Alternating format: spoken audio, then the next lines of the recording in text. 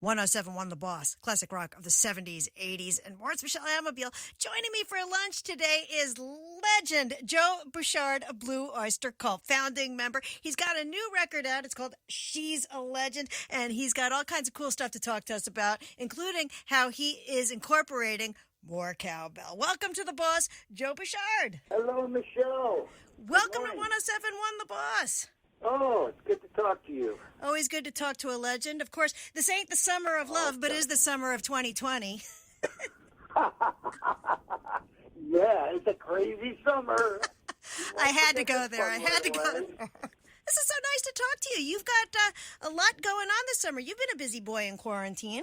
Yes, I can't even tell you. It's been crazy, but I'm having a great time. I'm really having a great time. You know, in the spring, I was a little down about things, but, here in the middle of the summer, I'm pretty happy. You know, the album is doing well, and I'm just having a good time. Well, I want to talk about She's a Legend, because She's a Legend has that Blue Oyster Cult feel to it. It's such a cool song. That's what I've heard. It does. It just totally does. But what I really like is the paranormal references and everything. It's just so Blue Oyster Cult and everything. Yeah. And I want you to tell me all about it and how you got inspired to write a song about a serial killer that's a girl. It's crazy. It's like, it's the craziest story. It should be on. It is crazy. It should be on American Horror Story. Sounds like a plot. I know. It's a perfect soundtrack for one of those movies. I got the lyrics from John Shirley, who was a science fiction writer. And very creative guy. He actually sings in a band, and he puts out his own albums and written a lot of books, and very creative. So he sent me an email, and he said, I like your stuff. And I said, well, send me some lyrics. And the next day, in my inbox, I had She's a Legend. And I'm reading it, and I'm saying, wow, I could really do something with this. I mean, right from the get-go, I knew it was going to be good. Yeah, that's how that happened, and you try to make one of those great 3 minutes or less, and to fit into the context. But also, the style of the song goes back to my earliest days with Blue Oyster Cult. We invented that stuff, between us and Alice Cooper and a few other bands. That was what we were doing, We knew that the music of the 60s was not going to be the music of the future. So we definitely had that sort of futuristic vibe about us, and we were happy to do that kind of thing. Well, the music of Blue Oyster Cult it's the music of my youth, of the boardwalk, of blasting off of the rides. I mean, awesome. I love it. I love it. You didn't live until you went on the Himalaya, and the DJ. It was like this ride in Seaside Heights, and there was a DJ that would play all the greatest music on that ride, and he would play "Burning for You" or "Don't Fear the Reaper," and it was. He'd like get on the microphone. You'd go, "Do you want to go faster?" And there would be like all the sirens, and it just sounded so. And he would time it right with the do do do do do. It was so cool. Here's a good one. My grandkids are down in Disney World, and they went on this ride. I think it was the Aerosmith ride. Oh, I love that ride. On this big Aerosmith ride. As soon as they got off the ride, the next song they played was "Burning for You." How cool is that? That is the best. That ride is so cool because when you take off, Tyler kind of like counts it down. 3, 2, 1, and then you take off like a rocket. Oh, great. Oh, man. Greatest ride ever. I remember those days. We did a lot of shows with Aerosmith. We were really good friends with them, and we got to jam with them, and it was a wild and crazy time. Back in the 70s with Aerosmith. We shared the studio with Aerosmith. We were recording Godzilla at night. They were recording, it was the same studio, and they had the afternoon shift. And we did the night shift. And we were doing Godzilla at night. They were doing Walk This Way in the afternoon. Same studio. Almost sounds like the Run DMC video. Yeah. They were going to burst through the wall. You beat them to it. Back. Maybe that was the inspiration. But I did definitely remember sitting on the couch with Steven Tyler, and he had like a yellow pad, and he was working on lyrics. This lyric is just not an Aerosmith lyric, mean, it's a good lyric, but it's not an Aerosmith lyric. And I should have said, well, let me write that lyric for you. Ow! There it is. Oh, my God.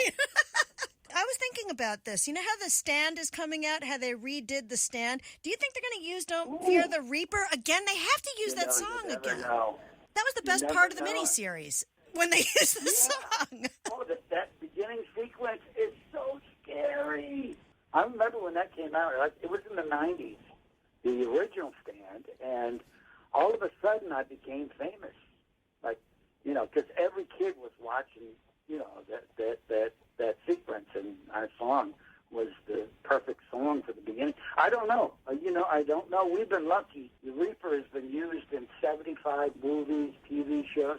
In fact, one of our other songs called Career of Evil was in a movie in England that was produced by J.K. Rowling from Harry Potter fame. Oh, neat. So you wouldn't think there was a connection between Harry Potter and Blue Oyster Cult, but it was really cool. You know, it's a murder mystery called Career of Evil, and I just watched it on my cable the other night. So, yeah, we've been very lucky with our catalog that pick up and get played on, you know, all over. You know, it's definitely great. Well, the song always gets new life, and people still talk about the SNL skit with Will Ferrell basically doing a parody of your brother, of Albert. Yes. I was more cowbell. Horatio Sands. Horatio Sands was my character on that, and I was saying, well, he's kind of fat. I don't think I was chunky, but I was never that fat. And anyway, it was hilariously funny. Horatio Sands has lost a lot of weight since then. So now he can play you. Oh, my God. You're making me laugh just thinking about it. But I love how you guys are like taking the ball and running it with Rock Hard Records and the Cowbell bundle. And I want to tell everybody what's in the bundle and how they can get the bundle. It's like, I want to buy a Cowbell bundle. More Cowbell. It's got a great T-shirt. I don't even have a copy. I don't even have a T-shirt yet, but I will be getting them. And Cowbell. There's the CD. You get the official guitar pick. It's all good. It's a collector's dream. Because everybody needs more Cowbell. And Albert's doing a re-release of this fall, correct? Yeah, he's got his solo album is called Reimaginos. Imaginos is a famous Blue Oyster Cult album, but it was never mixed quite right, and so he just decided that this year he was, he got so many emails. People loved, his demos of the original recordings, and so he said, well, I'm going to do it my version, the right version of this recording. So we'll see how it comes out, but I've heard it, and it sounds fantastic. We're getting ready to do that. That'll be the second album on our record label, Rock Hard Records.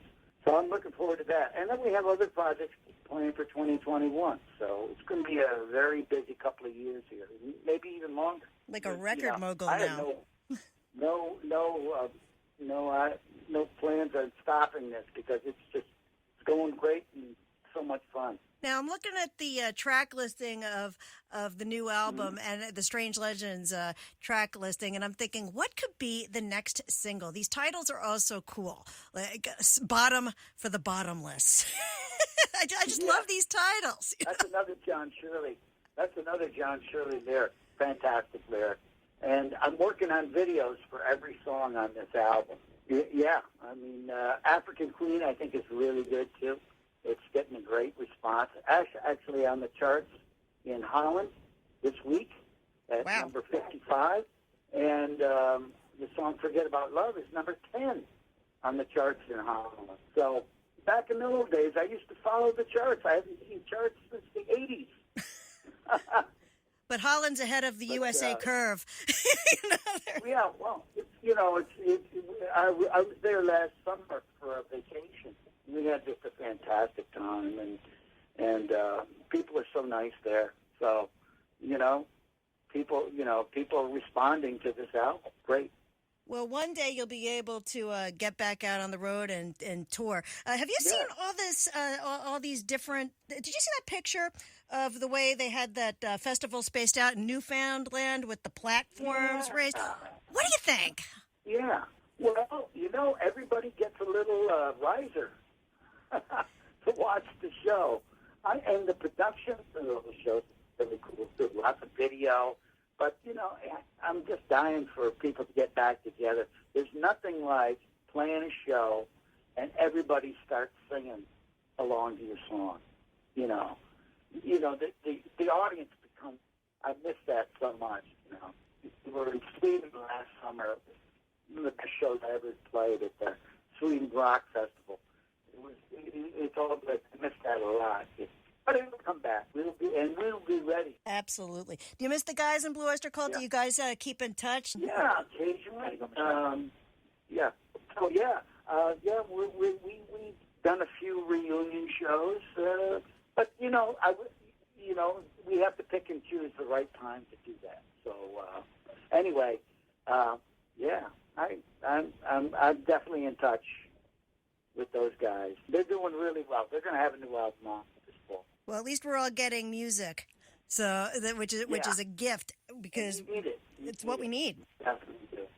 Yeah. Absolutely. We are so happy to have you here. This was so much fun. Please, when you have something else to talk about, please call back. This is always a good time.